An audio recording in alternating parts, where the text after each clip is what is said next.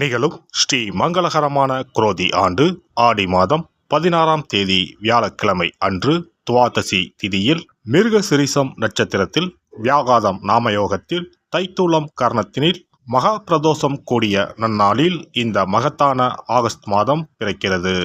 இம்மாத கிரகநிலை என பார்த்தால் ரிஷபராசியில் குரு பகவானும் செவ்வாய் பகவானும், கடகராசியில் சூரிய பகவானும் புதன் பகவானும், சிம்ம ராசியில் சுக்கிர பகவானும், கன்னிராசியில் கேது பகவானும் உள்ளனர். கும்பராசியில் சனி பகவான் வக்ர நிலையில் உள்ளார். மீனராசியில் ராகு பகவான் சஞ்சாரம் செய்கின்றார். இம்மாத கிரக பெயர்ச்சி என எடுத்துக்கொண்டால் ஆகஸ்ட் மாதம் 1ஆம் தேதியே சுக்கிர பகவானின் பெயர்ச்சி சிம்மத்தில் நடைபெறுகிறது. ஆகஸ்ட் 17ஆம் தேதி சூரிய பகவான் சிம்ம ராசிக்கு பெயர்ச்சியாகின்றார். ஆகஸ்ட் மாதம் 26ஆம் தேதி செவ்வாய் பகவான் மிதுன ராசிக்கு பெயர்ச்சியாகின்றார். ஆகஸ்ட் மாதம் 26ஆம் தேதி சுக்கிர பகவான் கன்னி ராசிக்கு பெயர்ச்சியாகின்றார். இம்மாதம் 31ஆம் தேதி புதன் பகவான் சிம்மத்திற்கு பெயர்ச்சியாகின்றார். இந்த கிரகங்களின் சஞ்சாரம் மற்றும் இடப்பெயர்ச்சியால் உங்கள் ராசிக்கு இம்மாதம் என்னென்ன பலன்கள் கிடைக்கப் போகின்றது என்பதனையும், அசுப பலன்கள் ஏற்படுமாயின் ராசிக்காரர்கள் செய்ய வேண்டிய பரிகாரம் என்ன, வழிபட வேண்டிய தெய்வம் யார் என்பதனையும் காண்போம். உங்கள் வாழ்வில் வளமும் நலமும் செல்வ செழிப்பும் பெற்று வாழ்வில் உயரிய நிலையை அடைய எல்லாம் வல்ல எம்பெருமானை வேண்டி விரும்பி கேட்டுக்கொள்கிறேன். ரிஷபராசி அன்பர்களே, இந்த மாதம் எதிலும் அவசரப்படாமல் நிதானமாக முடிவு எடுப்பது நன்மை தரும். உடல் ஆரோக்கியத்தில் முன்னேற்றம் ஏற்படும். மனதில் இருந்த குழப்பம் கவலை நீங்கும்.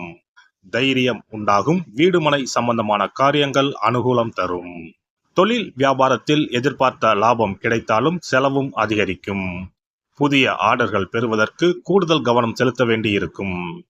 உத்தியோகத்தில் இருப்பவர்கள் தயக்கத்துடன் தங்களது பணிகளை செய்ய வேண்டியிருக்கும். எந்திரங்களை இயக்குபவர்கள் கவனமாக இருப்பது நல்லது.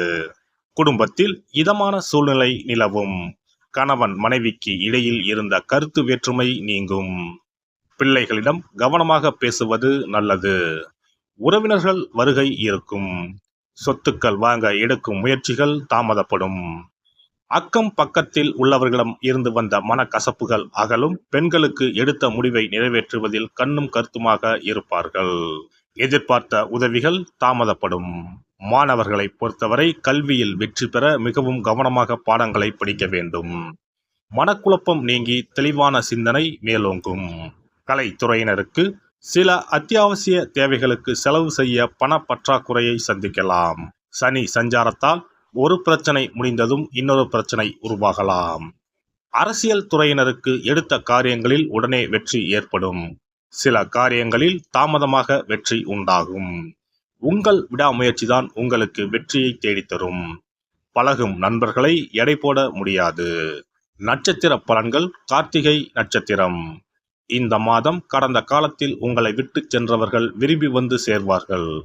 உறவு பலப்படும். தொலைபேசி தொடர்பு மூலமாக சில புதிய தொழில் ஒப்பந்தங்களை ஏற்படுத்தி லாபம் தேடும் முயற்சியில் ஈடுபடலாம்.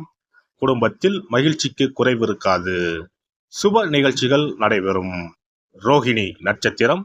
இந்த மாதம் சில அத்தியாவசிய தேவைகளுக்கு செலவு செய்ய பண பற்றாக்குறையை சந்திக்கலாம். ஒரு பிரச்சனை முடிந்ததும் இன்னொரு பிரச்சனை உருவாகலாம். ஆனாலும் மகிழ்ச்சியாக இருப்பீர்கள். உங்கள் பிரச்சனைகள் எவ்வளவு இருந்தாலும் தோல்வியும் தோய்வும் இல்லாமல் சமாளித்து ஜெயிக்கலாம். மிருகசிரிசம் நட்சத்திரம். இந்த மாதம் எடுத்த காரியங்களில் உடனே வெற்றி ஏற்படும். உங்கள் விடாமுயற்சிதான் உங்களுக்கு வெற்றியை தேடித்தரும். பழகும் நண்பர்களை எடை போட முடியாது. வெளுத்தது எல்லாம் பால் என்று நம்பும் உங்கள் பெருந்தன்மையை கொஞ்சம் ஒதுக்கி வைக்கவும். வெள்ளிக்கிழமை அன்று அம்மனுக்கு அர்ச்சனை செய்து வணங்க கஷ்டங்கள் நீங்கி வாழ்வில் சுகம் உண்டாகும். சிறப்பு தொகுப்பு. கண் திருஷ்டிகள் அகன்று தடைப்பட்டு கொண்டிருக்கும் காரியங்கள் நிறைவேற செய்ய வேண்டிய பரிகாரம் என்ன என்பதனை பற்றி காண்போம். வாழ்க்கையில் நல்ல நிலையில் இருந்தவர்கள் கூட திடீரென்று பொருளாதாரம் இழந்து மன கஷ்டங்களுடன் வாழும் நிலை ஏற்படும். இந்த நிலை எதனால் ஏற்பட்டது என்று ஆராய்ந்து பார்த்தால் பெரும்பாலும் அவர்களின் மீதான கண் திருஷ்டிதான் காரணமாக இருக்கும். கல்லடி பட்டாலும் கண்ணடி படக்கூடாது என்று சொல்வார்கள் அல்லவா, அது உண்மைதான். இது போன்ற பிறரின் பொறாமை கொண்ட கண் திருஷ்டியினால் பலரின் வாழ்க்கை சிரமத்திற்கு ஆளாக நேரிடும். இது போன்ற கண் திருஷ்டிகளிலிருந்து எப்படி தப்பிப்பது? இருக்கவே இருக்கிறது எளிதாக கிடைக்கும் ஊமத்தஞ்செடி. தெய்வ சக்தி நிறைந்த செடியாக கருதப்படும் ஊமத்தஞ்செடியின் காய், பூ, இலைகள் என அனைத்தும் தீய சக்திகள் விரட்ட பரிகாரத்துக்கு பயன்படுகிறது. பொதுவாக ஊமத்தம் காய்க்கு கெடுதலை அகற்றக்கூடிய சக்தி உண்டு. நம் வீட்டில் உள்ள எதிர்மறை சக்தியை அகற்றுவதற்கு ஊமத்தங்காய் தீபம் சிறந்த பரிகாரமாகிறது. தெய்வீக மகத்துவம் நிறைந்த ஊமத்தங்காய் மற்றும் பூவையும் எடுத்துக்கொள்ளுங்கள். வீட்டுக்கு அருகில் இல்லை என்றால் நாட்டு மருந்து கடைகளில் கிடைக்கும். இந்த 2 பொருட்களையும் மஞ்சள் தண்ணீரை கொண்டு நன்றாக கழுவி விடுங்கள். சிறிது நேரம் அவற்றிலுள்ள ஈரம் போக ஆறவிட்டு பிறகு அவற்றை ஒரு மஞ்சள் துணியில் குலதெய்வத்தை வேண்டி ₹1 நாணயத்தோடு சேர்த்து முடிந்து வீட்டின் நிலைப்படியில் கட்டி தொங்க விடுங்கள். இந்த முடிச்சை வெள்ளிக்கிழமை அல்லது ஞாயிற்றுக்கிழமைகளில் தயார் செய்து வாசல் படியில் கட்டுவது சிறப்பு. தினமும் வீட்டில் தீபம் ஏற்றி காண்பிக்கும் போது இந்த முடிச்சுக்கும் காண்பிக்கவும். இதேபோல் ஊமத்தம் இலைகள் கிடைத்தால் அந்த இலைகளை சுத்தமான மஞ்சள் தண்ணீரில் கழுவிவிட்டு அவற்றை கொண்டு வீட்டில் இருக்கும் விநாயகருக்கு திங்கள் கிழமைகளில் தொடர்ந்து அர்ச்சனை செய்து வர வேண்டும். ஊமத்தம் பூவையும் விநாயகருக்கு சூட்டலாம். 3 வாரங்கள் தொடர்ந்து திங்கள் கிழமைகளில் விநாயகருக்கு ஊமத்தை இலையால் அர்ச்சனை செய்து ஊமத்தம் பூவை சூட்டி வழிபட்டால் வீட்டில் உள்ள கெட்ட சக்தி நடமாட்டம் மற்றும் கண் திருஷ்டிகள் தீரும். ஊமத்தம் செடியும் சிவபெருமானுக்கு உகந்த இலை ஆகும். இந்த ஊமத்தங்காய் வைத்து சிவபெருமானுக்கு தீபம் ஏற்றி வழிபடுவதன் மூலம் நமது பிரச்சனைகளில் இருந்து எளிதாக விடுபட முடியும். முதலில் 2 ஊமத்தங்காய்களை எடுத்துக்கொள்ள வேண்டும். அவற்றின் மீது முட்கள் இருப்பதால் மிகவும் கவனமாக கையாள வேண்டும். ஊமத்தங்காயின் காம்பு பகுதிகளை வெட்டி கொண்டு கத்தியை பயன்படுத்தி ஊமத்தங்காயின் உள்ளே இருக்கும் விதை பகுதியை முழுவதுமாக நீக்கிவிட வேண்டும். பின்னர் 2 அகல் விளக்குகள் மற்றும் விளக்கு வைப்பதற்கான 2 தட்டுகளை எடுத்து சுத்தம் செய்து அவற்றிற்கு மஞ்சள் குங்குமம் போட்டு வைத்துக் கொள்ள வேண்டும். பின்னர் 2 தட்டின் மீதும் ஒவ்வொரு அகல் விளக்கை வைத்துக் கொள்ள வேண்டும். அதன் பிறகு எப்போதும் பூஜை செய்வதற்கு வைப்பது போன்ற வெத்தலைப்பாக்கு, பழம் போன்றவற்றை வைத்துவிட்டு 2 விளக்குகளையும் ஏற்றி சிவபெருமானை மனதார வேண்டிக் கொள்ள வேண்டும். எனக்கு இருக்கும் பிரச்சனைகள் அனைத்தும் தீர்ந்து இன்பமான வாழ்க்கை கிடைக்க வேண்டும் என வேண்டிக் கொள்ள வேண்டும். இந்த பூஜையை வெள்ளிக்கிழமை அன்று தொடங்கினால் தொடர்ந்து 9 வெள்ளிக்கிழமைகள் செய்ய வேண்டும். ஊமத்தங்காயின் மீது எவ்வாறு முட்கள் இருக்கிறதோ அதுபோல நமது வாழ்க்கையில் இருக்கும் முட்கள் போன்ற பிரச்சனைகளை அவை தீர்த்து வைக்கின்றன. இந்த பூஜையை நாம் தொடர்ந்து செய்து வருவதால் நம் மீது இருக்கும் கண் திருஷ்டிகள் அகன்றுவிடும்.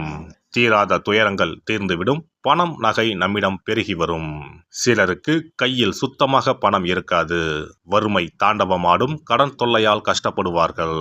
பண பிரச்சனையில் சிக்கி கொண்டிருப்பவர்கள் இந்த தீபத்தை ஏற்றினால் 3 வாரங்களில் நல்ல பலனை பெற முடியும். தொழிலில் நல்ல முன்னேற்றம் இருக்கும். கடன் பிரச்சனைகள் தீரும். உறவினர்களிடையே பகைமை இருந்தால் அவையும் மறைந்துவிடும். நோய்வாய் உள்ளவர்கள் இந்த தீபத்தை ஏற்றுவதன் மூலம் நல்ல பலனை பெற முடியும். பொதுவாகவே எந்த பரிகாரம் என்றாலும் அதை முழு நம்பிக்கையுடன் செய்தால் மட்டுமே முழு பலன் கிடைக்கும் என்பதை நினைவில் கொள்ளுங்கள். எல்லாம் வல்ல இறையருளால் நீங்களும் உங்கள் அன்பு குடும்பமும் உடல் நலம், நீலாயுள், நிறை செல்வம், உயர் புகழ், மெய்ஞானம் ஓங்கி வாழ்க வளமுடன். இந்த வீடியோ பதிவு உங்களுக்கு பிடித்திருந்தால் லைக் பண்ணுங்க, கமெண்ட் பண்ணுங்க, ஷேர் பண்ணுங்க. மறக்காம சப்ஸ்கிரைப் பண்ணுங்க. பக்கத்துல இருக்கிற பெல் பட்டனை கிளிக் பண்ணுங்க. நன்றி, வணக்கம். ஓம் நமச்சிவாய. சிவாய நம.